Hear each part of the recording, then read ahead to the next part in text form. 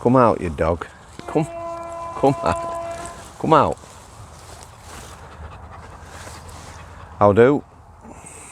Here. There you go. Lie down then. Just excuse me a minute, guys. Sit down, it's warm.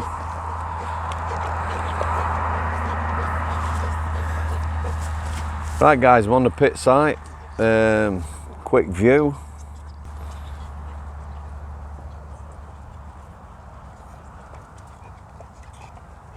Beautiful. Nice day. Bit muggy, if anything. So, let's talk about food refusal. What is food refusal in the prison service? Hunger strike. We'll have heard that term before, won't we? Plenty of times people talk about people going on hunger strike. It's actually food refusal. A lot of policies and procedures surrounding that.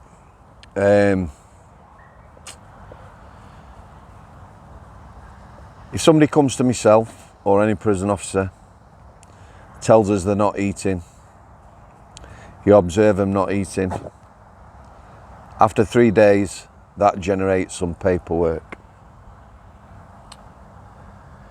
You would then make observations, if possible. A bit difficult on a wing, but if we look at like healthcare where I worked, if somebody tells us, a patient or whatever, they're not eating, you know, you can observe them a lot easier than being in a big area like being on a wing. We will make notes, any fluids taken, any food taken, or not taken as the case may be. And obviously keep an eye on them. At that point, there's not a lot else you can do. We had a lad called John. I got on well with John. My manager, Bradders, she got on well with John. John had no liking for prison staff. He had no liking for healthcare staff, nurses, psychiatrists, doctors, or anyone else. We got on with him because Bradders, like me, he's very straight talking, very matter of fact, and didn't lie to him.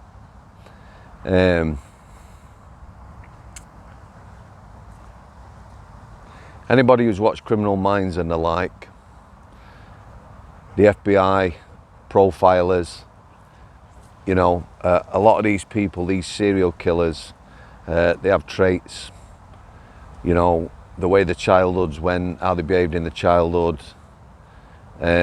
serial killers in the making. John was one of those people. Doing things to animals as a kid, including, you know, cutting animals up and doing far worse things, torturing animals basically. He then started lighting fires. His prison sentence was for arson. He locked his sister in a car and tried to burn her to death. John was a serial killer in the making. He arrived at healthcare. He had spent a number of years in segregation units. Segregation units, for those that you don't know, solitary confinement, whatever you want to call it. They have a very strict regime. It's 23-hour bang up. Everything is done by application. If you want to shower, you need to put an application in. If you want a telephone call, if you want exercise, that's all you get. You might well, depending on your unlock protocol, that's how many staff they need. You might get out to collect your meals. Like I say, have a shower and have an hour's exercise, and that's your lot. Because of that isolation, solitary, prison governors visit segregation units. Strangeways and Forest Bank used to be everyday duty governor, not necessarily the #1 governor. Chaplaincy are down there a lot. Board of Visitors, as they used to be, now called Independent Monitoring Board. They're volunteers that go into prison. They will go down the segregation unit. It's about the welfare of the people down there, the fact that they are pretty much in isolation and they are not associating with anybody. So John had spent about 6 years in segregation units. He had a security file that was like a set of encyclopedias. Very assaultative. That is my word. I'm sure you know what that means. He had set cells on fire. He'd been on dirty protests. He could be a violent individual. He could be a very disruptive individual. Just waiting for the train to pass, guys. He came to healthcare because he refused to eat. He went on a food refusal. Hunger strike, whatever you want to call it. But the modern term is food refusal. So he came to healthcare. It had been a week since he had reportedly eaten. We would go on to have him for approximately 84 days, there or thereabouts.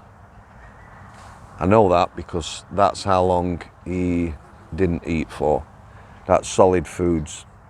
So, generated paperwork. When he came on healthcare, he had a mistrust. He refused to speak to the psychiatrist. The senior officer, so that's the manager of the segregation, came to see him. Everybody who comes on the healthcare, like the segregation, needs to report to the office if they want to speak to somebody. Nobody goes directly to a cell. So the senior officer, she came in the office, said she'd like to speak to John.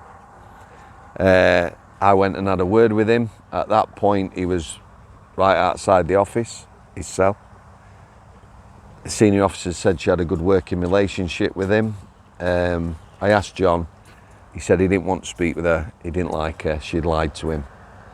I told her that.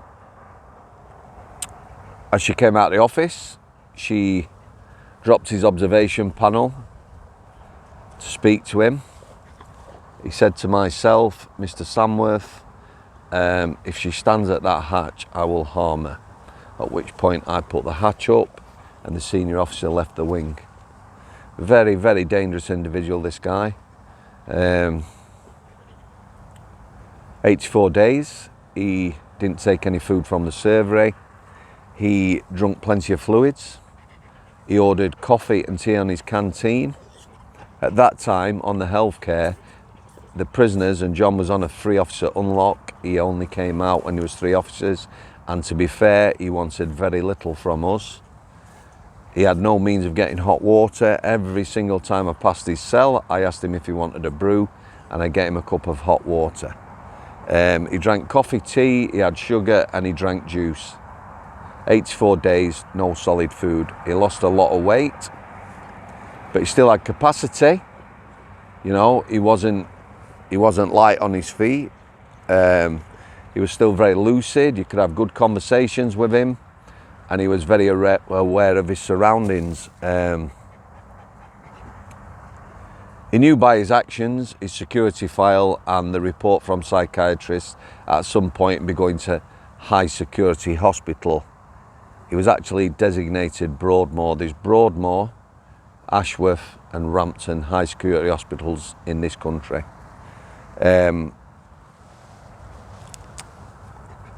Very, very interesting character, very naughty character, like I say. He had a report. We had some long conversations about psychiatrists. The reason he had a big dislike for people like psychiatrists and psychologists was his report was extensive. Traits, his behaviour. Stevie, come here. Fetch your ball. Stevie, come here. Fetch your ball. Where's your ball? See ya. Come here. Lie down. Good boy. So I asked him why they such a dislike of medical staff. He says, I've never talked to anyone, never spoke to anyone with Samworth. There's a massive report there, and he knew every paragraph who'd written it. Probably 6 people had contributed to this report, including a psychologist at Strangeways who tried to engage with him. He had a massive dislike for her. She once came on the unit when I was talking to him. So 5 cells, there's a gate to come on the unit. He's in this cell, he's speaking to me. Yeah, the gate open, the gate shut. I just looked like that. She mouthed something to me, you know, sort of sign language. Is that John? I didn't say anything. He said to me, is that the psychologist? I say, yeah, it is John. He says, tell her if she comes near me, I'll stab her in the eye with a pen. So she said, what did he say? And I repeated, you know, he's going to stab you in the eye with a pen. Was I fearful he was going to stab me in the eye with a pen? No, I wasn't. Was I cautious when I was round him? Always. Was Brad as cautious when she was round him? Always. So he was assessed for Broadmoor. He weren't actually assessed because he wouldn't speak to anybody. But that's where he was designated he was going. 84 days without solid food. Serial killer in the making, quite definitely. At some point he asked me whether he was going to Broadmoor. I told him he was. Shouldn't tell prisoners things like that. That's what someone will say. He says, there's no point asking you when. I says, no, not at all, John. He had an idea, not when he was going, that he was going to Broadmoor. And that was John. Food refusal, 84 days. There's a reason I've told you that story. He still had capacity. He took the odd shower maybe twice a week and had very little else. We had 2 high-profile prisoners on healthcare at similar times, there or thereabouts. High-profile case in Manchester where people were murdered, where people were shot. Again, both these prisoners, patients, whatever you want to call them, were on food refusal. I told you about John, 84 days. Still got full capacity. Both these prisoners, patients, were deemed to not have capacity and they were taken to Ashworth Hospital. They were both speaking. One of them quite definitely was still eating. He'd been observed eating. Therefore, procedurally, you're on food refusal. You take a meal 3 days again before you start the paperwork. You are off that food refusal. He was seen several times eating. The food refusal remained in place, very political. The other lad, the morning it was deemed he didn't have capacity, spent an hour on the phone. Yeah, because he was a category A prisoner, the highest category of prisoners, security levels, procedures and that in this country. I was observing him with my Oppo. He was stood on the phone on the landing, on X landing on the healthcare. After about half an hour, I asked him whether he would like a chair to sit down. He said, no, I'm fine, Mr. Samworth. And after the hour's conversation, he won't get that on a Cat A unit, but on there, it was not a problem. He went back to his cell. That morning, a psychiatrist from Ashworth deemed he didn't have capacity and he needed to go to Ashworth. Ashworth Hospital, for them 2 prisoners, would get approximately $500,000. Ashworth Hospital, like the other high secure hospital, need bums on seats. For a long time, it's been spoke of getting rid of one of them hospitals, Broadmoor, Rampton or Ashworth. Very political around prisoners. Lots of prisoners who quite definitely psychiatrist Samworth knew and said were not mad, went to Ashworth. And guess what? They all came back. Yeah?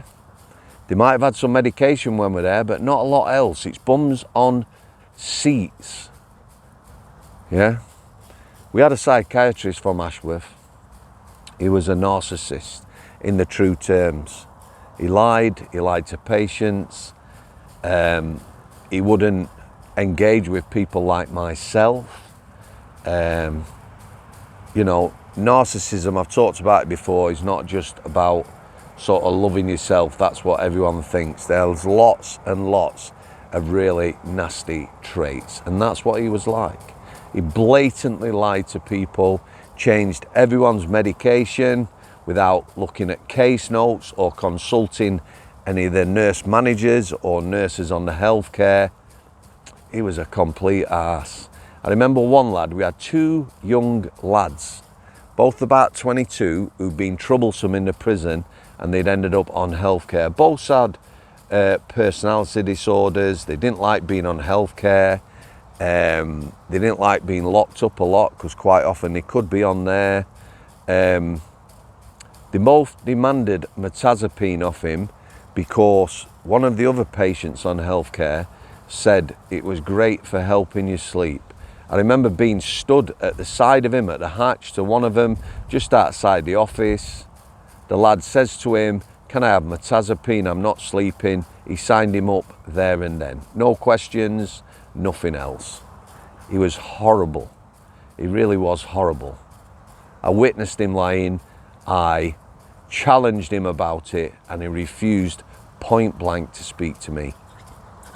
Thanks to all the people at Ashworth who've messaged me in the past. I wish you all the best. One lad of, well, he'd been here a long time, over 20 years, said it's exactly as I say. Bums on seats, you know, some of the psychiatrists. However, I will mention again Dr. Thomas, who was down to earth. He was a top guy. He saw it as it was. He said it as it was. He never lied. He would speak to people, patients and staff, with humanity and dignity, and he had integrity. So nice one, Dr. Thomas. I'm going to talk about another lad now on food refusal. He was on G-Wing. He weren't actually on food refusal. He was unwell. Stevie, come here, laddo. Me and Bradders again, we went to see this lad for assessment. G-Wing were after, that's G-Wing as a group. Yeah, we're after getting rid of him because he wasn't eating. So we went to see him. Yeah.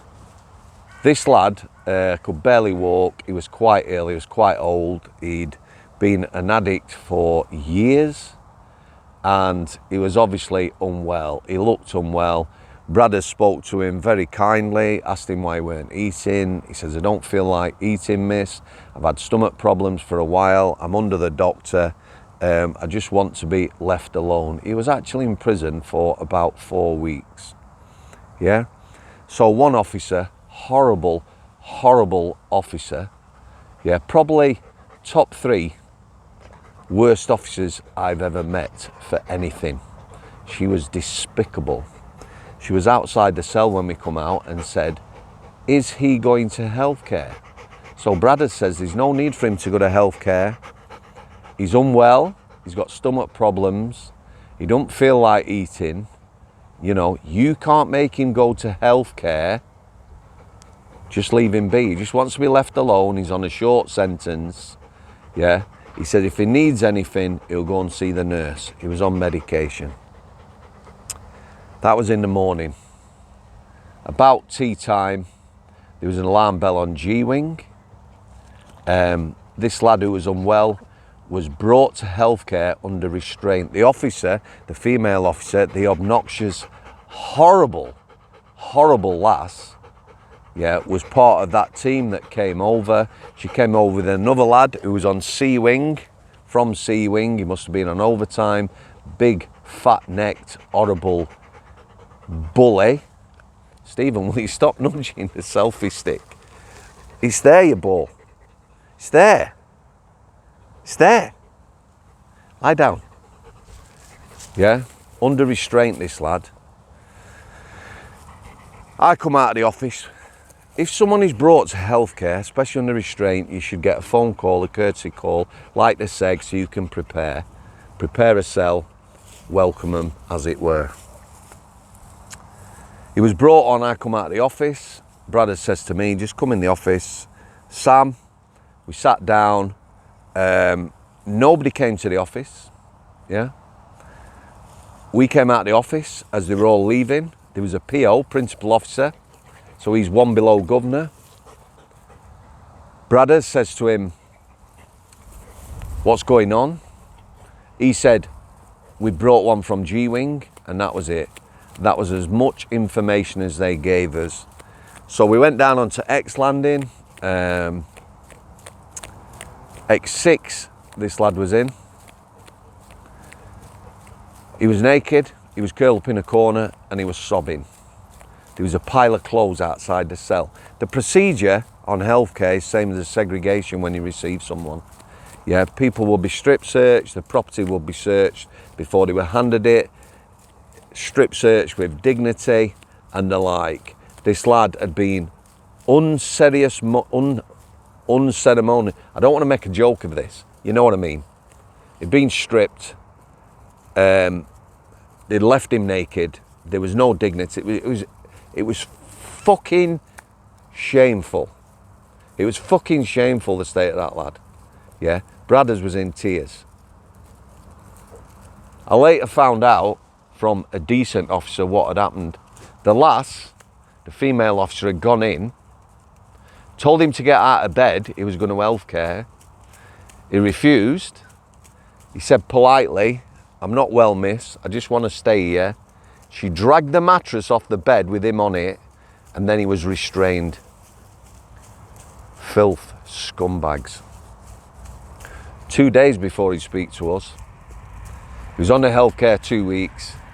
I remember taking him to reception and he was out. 2 weeks he was in, he was unwell. He ate nothing while he was there. He was unwell, he had stomach problems. We did get him to see the doctor and the nurse, and he was put on some medication for his stomach. That weren't food refusal, and that incident, out of order. Absolutely out of order. So there we go, guys. That's food refusal. Yeah? Hunger strike, as it used to be called.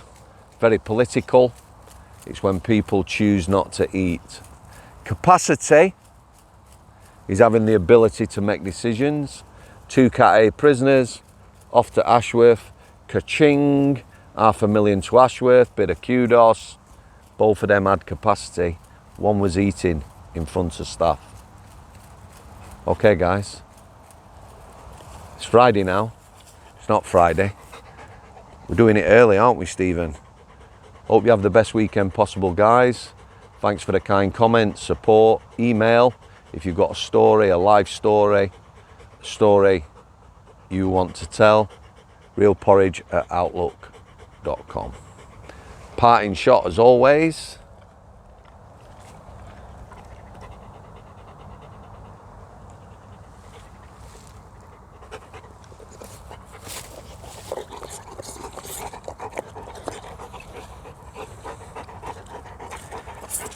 As you can see, guys, it's not going to let me.